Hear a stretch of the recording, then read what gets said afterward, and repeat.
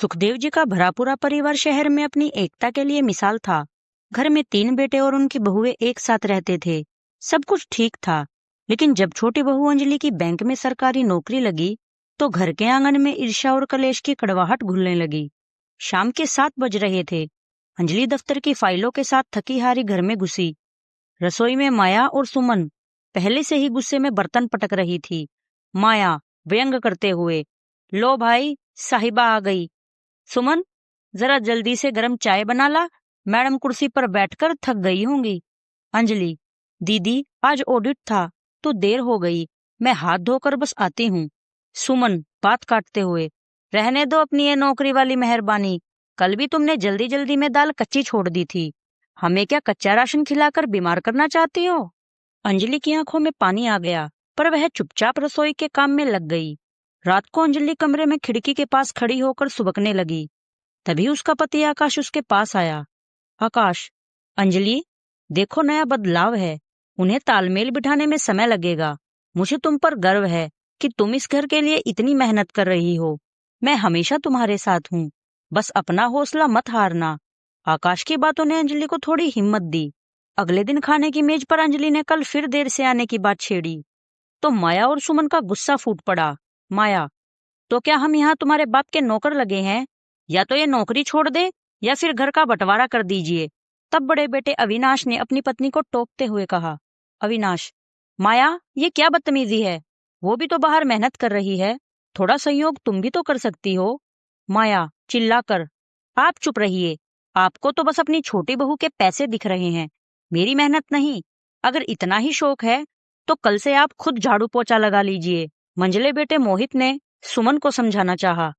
मोहित, सुमन, तुम तो समझदार हो, बात को इतना क्यों बढ़ा रही हो? सुमन भड़कते हुए, कोई समझदारी नहीं, आज आप इसके पक्ष में बोल रहे हैं, कल ये हमें घर से बाहर निकाल देगी। आप लोगों को अपनी पत्नियों की कोई कदर ही नहीं है। घर में चीख पुकार मच गई। सुखदेव जी और निर्मला जी अपना सिर पकड़कर सोफे पर बैठ गए। उन्हें लगा कि उनका घर बिखर रहा है। अगले दिन अंजलि भीगती हुई रात 9 बजे लौटी। उसे बुखार था, सिंक बर्तनों से भरा था। माया, अंजलि, बर्तन धोकर ही सोना। अंजलि का हाथ कांपने लगा, प्लेट फर्श पर गिरकर चकनाचूर हो गई। अंजलि रोते हुए, क्या मैं इस घर की सदस्य हूँ या सिर्फ एक कमाऊ मशीन? सुबह से सिर्फ एक कप चाय पी है और घर आई तो क्या मिला? सिर्फ नफरत और कच्ची दाल के ताने। अंजलि रोते हुए अपने कमरे में चली गई। सासू माँ निर्मला जी को समझ आ गया कि अब चुप्पी तोड़ने का समय है। अगली सुबह निर्मला जी ने सबको हाल में बिठाया और अंजलि की बैंक पासबुक सबके सामने रख दी। सासू माँ, माया, सुमन, जिसे तुम महारानी समझ रही हो, उसकी इसी सैलरी से तेरे बेटे की नई साइकिल आई और तेरे पति के एक्सीडेंट का 50,000 का बिल भरा गया। इसने 1 साल से अपने लिए नई चप्पल तक नहीं खरीदी ताकि तुम लोगों को तंगी न हो। ये अपनी पूरी तनख्वाह मेरे हाथ में रख देती है। माया और सुमन सन रह गई। उन्हें अंदाजा भी नहीं था कि अंजलि चुपचाप पूरे घर का बोझ उठा रही थी।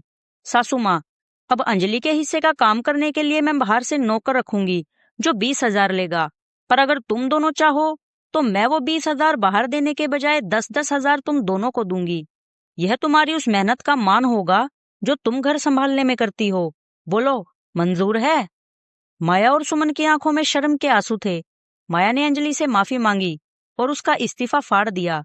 उस दिन के बाद घर में फिर से खुशियां लौट आई।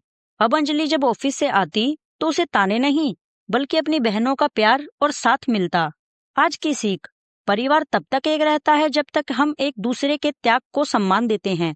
समस्या का समाधान अहंकार में नहीं बल्कि समझदारी और कद्र में छुपा होता है। दोस्तों, अगर ये कहानी आपके दिल तक पहुंची है तो इसे लाइक और शेयर जरूर करें। मेरी ऐसी ही और सच्ची कहानियों से जुड़ने के लिए हमें फॉलो और सब्सक्राइब करके मेरा हौसला जरूर बढ़ाएं। धन्यवाद।